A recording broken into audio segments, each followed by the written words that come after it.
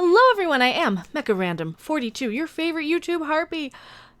I wanted to touch a little bit on this article. I know this has been kind of going around YouTube and everywhere, and we talked a little bit about this on Midnight's Edge during our Star Trek Viacom Star Wars Can Everything Be Saved big roundtable today. Star Wars is struggling to win over the next generation of kids. Of course they are. Of course they are. Kids nowadays are not as into the same method of entertainment, the same delivery of entertainment. You know, kids nowadays want... It's still pretty much the same thing as when I was a kid, only when I was a kid, we collected physical. Kids are still collecting things. Kids are still excited and still are spending money on things. It's just not things that are marketed to them in movie theaters and on television. Because kids don't watch television now.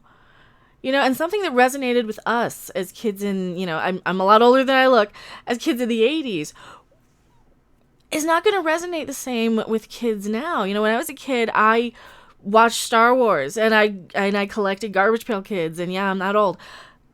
And I was able to do so. I was able to, like, you know, watch that because it was on TV every now and then, as far as I remember. Or it was fresh enough out in theaters that, you know, you still remembered this stuff. And there was merch around. And you know, we had the Ewok cartoon as a kid. Yeah, I'm dating myself. The Ewok cartoon. I had the roller skates. I liked that stuff.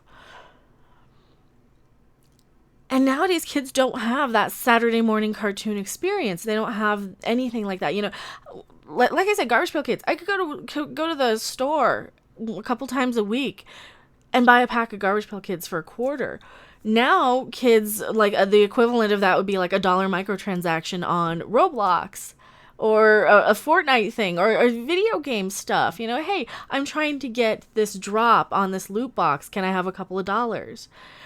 You know, I will do the dishes. Hey, I'm trying to get this thing on my mobile game. I'm trying to get this new hero on my Fire Emblem or whatever. I don't know what mobile games they have. I think they have one. The gacha games, you know, where you collect different characters. I was doing that with Star Trek. I had Star Trek timelines where, you know, the microtransactions are a little higher because Star Trek isn't aimed towards kids. But that's what they really need to be focusing on. You know, kids like and are entertained differently. And it's not whether, like, my generation was better because we bought little action figures and stuff. You know, kids still buy action figures, but they're not going to, like, Toys R Us to buy them. They're going to Walmart with their mom or Target or whatever. And that's how they're getting their toys. You know, they'll happen to wander by the toy aisle. They're not going to go to Toys R Us like we were. Like when we were kids, you know, they're not going to, even like the cheaper toys. I remember going and getting like the cheaper grocery store toys sometimes, or a pack of something. And kids will still go and get packs of something because they still have like Pokemon cards. And that's what kids do. Kids play Pokemon and kids play video games and kids play things and buy things around their video game franchises. How many kids did I have coming to my channel? I used to be a gaming channel that specifically focused a lot on Yokai Watch. And that had a lot of kids there, and a lot of the stuff they liked were video games. You know, they wanted to collect all of the little characters in the game, and you stick them in your little digital holder, and there you go. Same thing with Pokemon. Same thing with, you know, any of these characters. Like they were really into buying Five Nights at Freddy's stuff. You know, they were buying plushies and T-shirts. This is the stuff that kids like. Same thing with the Avengers. They like Spider-Man. They like the Hulk. They like Iron Man. Kids like these superheroes too. Like we liked Star Wars as a kid. And they're going to those movies. It's a completely different generation. You know, you're going to have to, if you're competing with Marvel for children's views to get the money off of the kids, right? You're going to have to give them something that's a little more interesting. That you got Marvel right there. These kids aren't going to go to every single movie. Their parents are going to drop them off maybe once a month, and it's going to be the Marvel movie. Because that's kind of the gold standard. It's something for everybody. It's not going to be super offensive, usually. It's not going to be super, you know, it's not going to be generally a bad movie, because for the most part, Marvel movies aren't bad. And if parents aren't even going to see Star Wars, they're sure as crap not going to let their kids see it. And if a parent is interested in something, a kid is less likely to be into that because they want to do their own thing a lot of the time. Let's see what Bloomberg has to say now that I've rambled for 5 minutes. It's hard to say. It's hard to say this as someone who grew up pretending to be Han Solo, battling Darth Vader and his stormtroopers to rescue Princess Leia. But it must be said, kids might not be into Star Wars anymore. See, and that's how I was when I was a kid. I played as Princess Leia with my neighbors across the street who would play as, Luke and Han.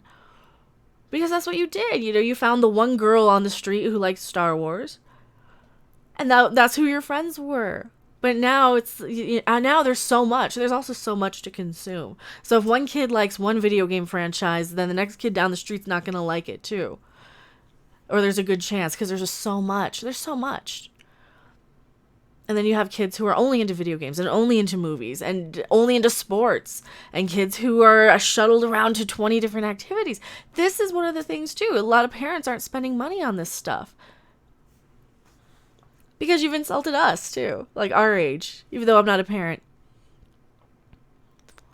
Walt Disney Company's underwhelming theme park attendance last quarter was the latest sign that the intergalactic saga isn't resonating for younger generations.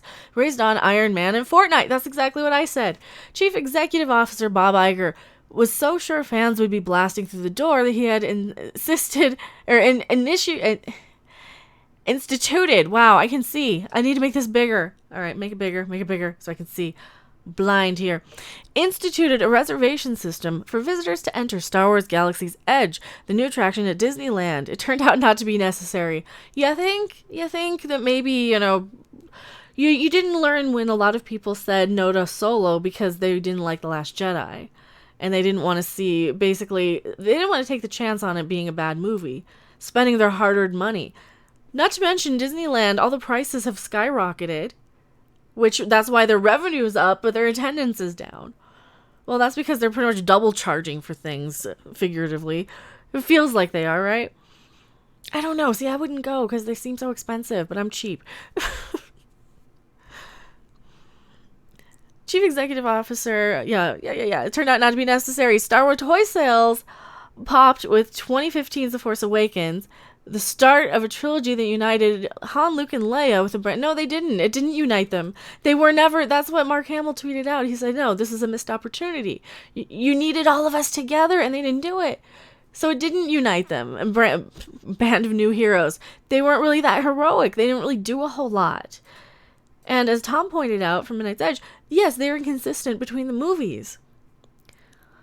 But have slumped since Solo: A Star Wars Story. Last year's spinoff featuring the backstory of beloved characters utterly bombed. Yeah, because nobody wanted a backstory of Han Solo. Especially one that ruined the relationship, in my opinion. It ruined the relationship with him and Leia. Because now, all of a sudden, he kept the dice from this woman that he was pining over for all these years. That's a whole video on its own. I've talked about the dice before from the Solo movie.